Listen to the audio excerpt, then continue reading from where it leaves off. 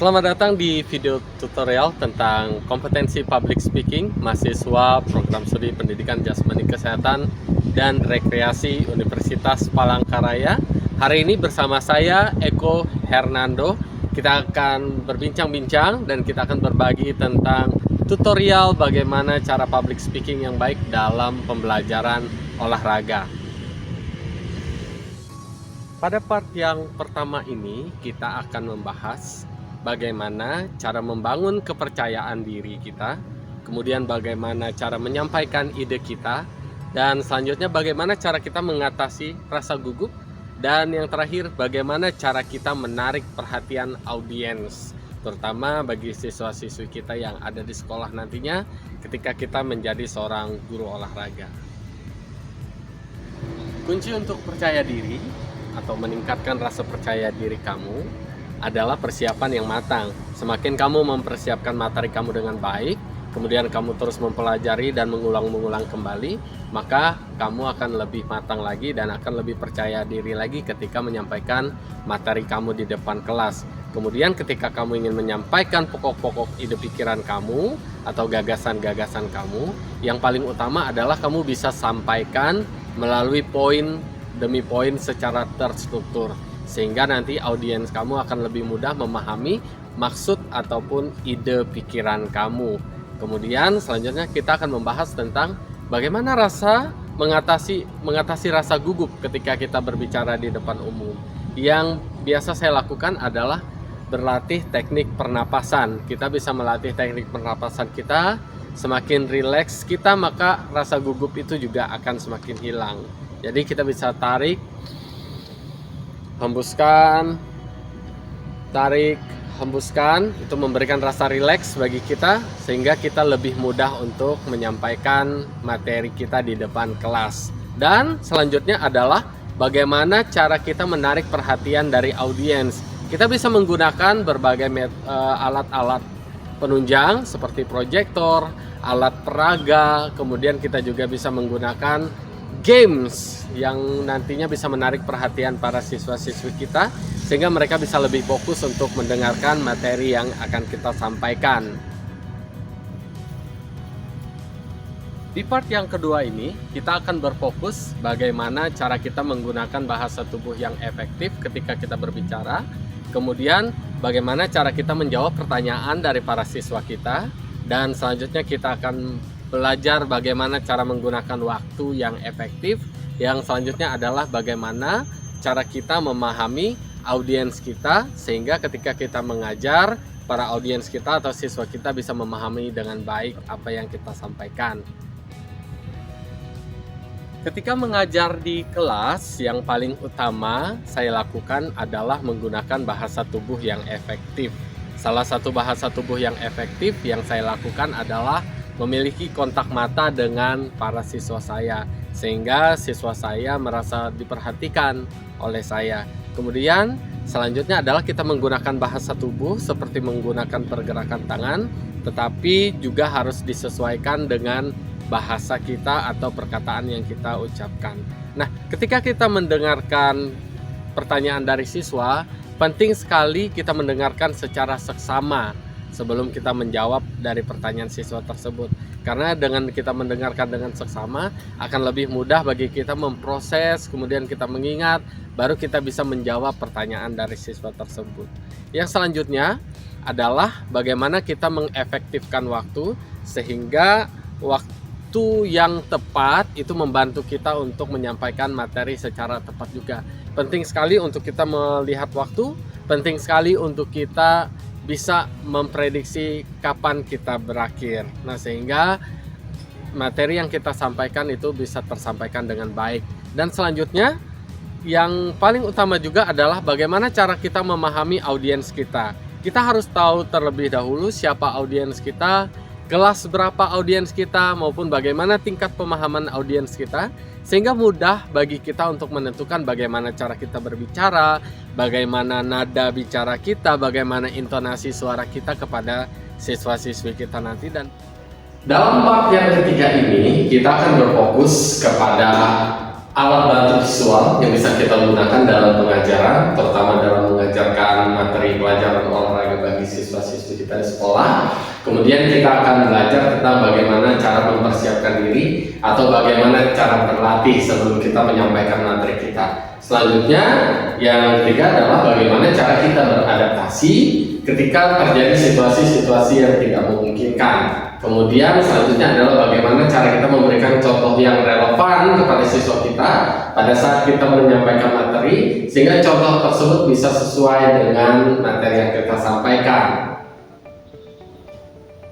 Selain menggunakan alat bantu olahraga seperti stick, raket maupun bola, pada saat kita mempresentasikan atau menyampaikan materi dalam olahraga, tentu juga ada materi-materi lain yang bisa kita sampaikan, seperti contohnya materi tentang kesehatan. Nah, ada beberapa alat bantu visual yang bisa kita gunakan. Salah satu contohnya adalah laptop, kemudian ada proyektor, kemudian ada explainer yang bisa kita gunakan untuk membantu siswa kita lebih memahami maksud dan tujuan dari materi tersebut. Kemudian pada saat menyampaikan materi, tentu kita juga harus bisa beradaptasi dengan situasi yang ada. Contohnya juga gangguan-gangguan dari luar, ataupun juga situasi-situasi tidak menentu lainnya, seperti mungkin siswa ribut di kelas atau siswa bermain. Dan itu kita harus tahu bagaimana cara memanajemennya. Mungkin bisa dengan games, ataupun bisa kita menggunakan peluit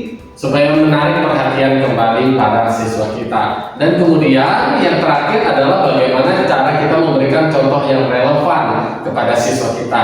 Yang relevan ini maksudnya adalah ada keterkaitannya dengan materi yang kita sampaikan. Contohnya bagaimana melakukan senam lantai, yaitu rolling depan. Kita menyiapkan matras kepada siswa kita, sehingga nantinya kita juga bisa memberikan contoh bagaimana cara melakukan rolling depan yang baik, sehingga nanti siswa juga akan mengikuti dan tentunya juga sesuai dengan arahan kita.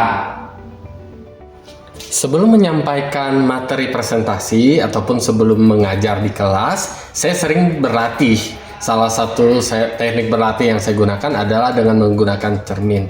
Jikapun tidak ada cermin, saya sering berlatih sendiri juga dengan berbicara sendiri, dengan berlatih berkomunikasi, berlatih tanya jawab sendiri. Nah, itu membantu kita untuk mempersiapkan materi dengan baik. Kemudian nanti juga akan meningkatkan rasa percaya diri kita karena kita sudah siap.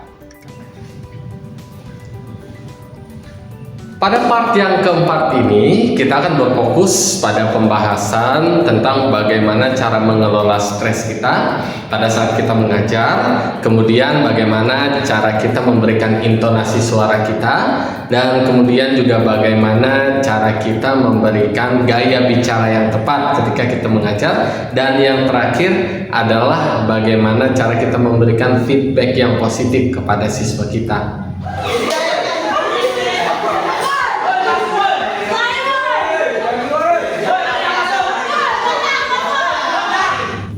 Pada saat mengajar, tentu saja tidak selamanya mulus. Terkadang bisa jadi kita mengalami stres atau mengalami tekanan, ataupun juga kita bisa jadi hilang fokus. Nah, hal yang perlu kita lakukan ketika hal itu terjadi adalah kita bisa melakukan teknik relaksasi dengan teknik pernapasan.